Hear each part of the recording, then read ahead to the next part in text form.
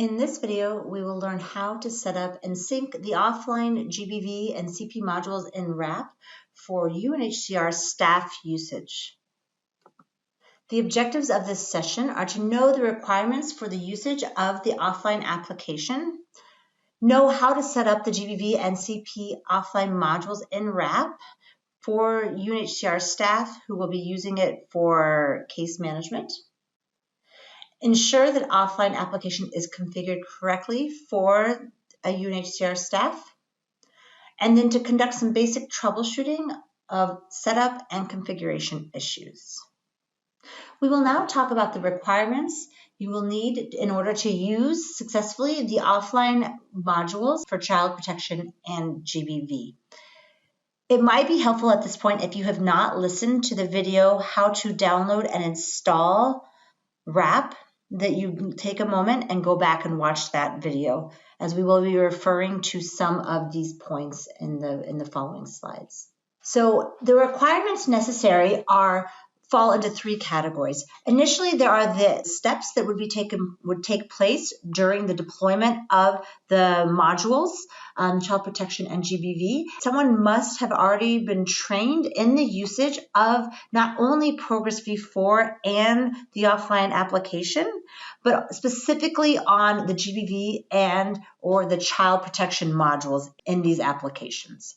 Second, it would be important that as part of this deployment or planning that an account for the UNHCR staff has been created, and that account not only grants access to Progress V4 and those specific user privileges, but it also grants them access to use the RAP application, which is another name for the offline application.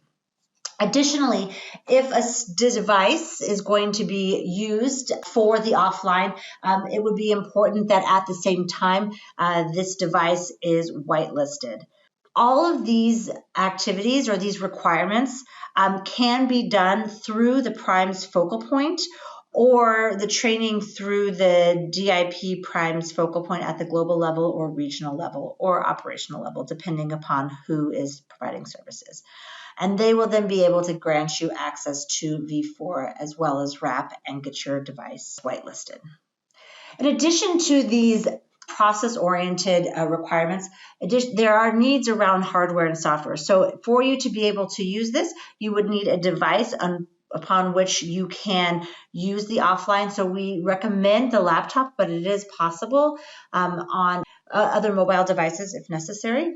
And then additionally, as we said in the video, or download and install the GBV and CP modules, you would need to already have on this device downloaded Resco mobile CRM application. This is the platform upon which the CP and GBV module are based in.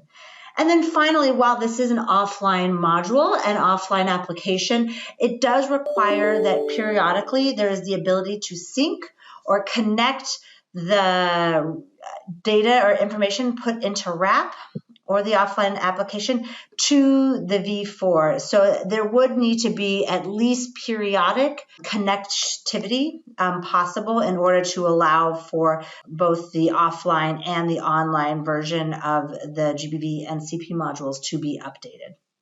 Now, to get started, I actually am going to install it on my computer. So I've just installed Resco, and I'm now going to pull it up. Okay, so if you've watched the video, how to download and install Resco, you should already have Resco Mobile CRM on your computer. So you will go to that and you will click on the application, and what you should see in the unconfigured version, which means it's not yet set up to be specific for the offline module of V4, is a box such as this. And what you will do is you will click on internal user, and in the fields here, you will make sure to keep standard user in the URL. And remember, we are setting this up to be used for actual case data entry, not for practice. So you will put in the URL https:// progress.un unhcr.org. And then you will go ahead and you will enter in your UNHCR username and password.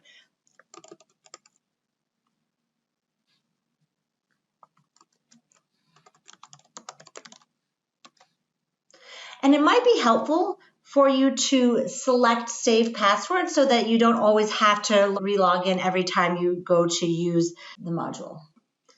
And once you've done that, you will then push this circular or double arrow.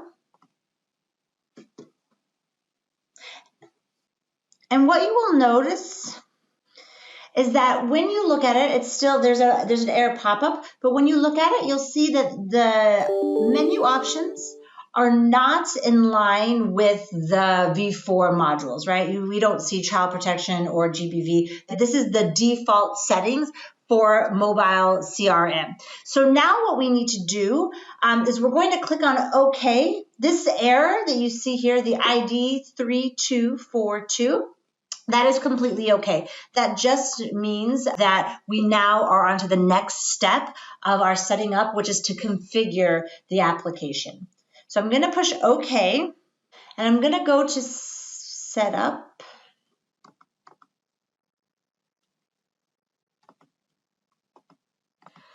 So once I have selected internal user, a box like this will pop up and it will show standard user, and I want to keep it that way.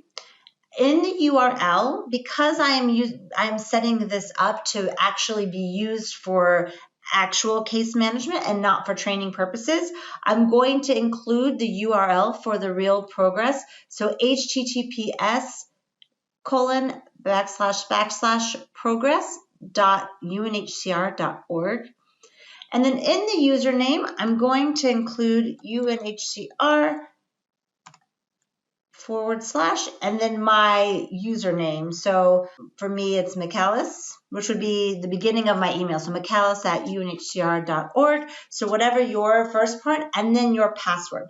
And then I would recommend you go ahead and you save your password so that you don't have to re-log in every time. And then you'll push this. And it might say delete data, which is okay. It just means it's going to set it up for you specifically. You will then shut down, and when you reopen, it will pop up as a configured version. And now what you should see is that it should look configured to what our modules look like in V4. So that we have the registration entities, we have a child protection module, and you would see a GBV module. Now, you will only see those modules which you have access to. So if you only have access in your privileges to the GBV module of V4, then you would only see this GBV folder here. If you only have for the child protection, then you would just see the child protection. So what is visible will depend upon your access rights. So with this, you have now downloaded and installed and set up and configured your offline application for the GBV and child protection modules. If you do not see the GBV and child protection modules, and you should have access to those, I would recommend that you contact your Progress V4 focal point in country to ensure that the right privileges have been given. Now, this might make it seem a bit easy, but sometimes there can be errors when we go ahead and we try to configure. And now we're going to talk briefly about what are some of those configuration errors that you might see. An important thing to note, when we wrote in our URL, if we're logging in to actually use the module for case management and not for practice, then we need to make sure that we use the correct URL, the live environment as we call it. So if you were to have used a device previously for training, it's very, very important that we make sure that you sign out and we use the correct URL for the actual progress or environment for you to be able to correctly enter your information. A few other issues that might come up when you are trying to log in is if you have not met those initial requirements we discussed, such as whitelisting, or you do not currently have wrap access associated with your account access to V4, that these will then result in you receiving a access denied error or other error messages that will prevent you from then accessing the information. So it is really important that before you start, we start with the whitelisting. We start with making sure that the user privileges are there to prevent confusion and difficulty challenges when trying to log in.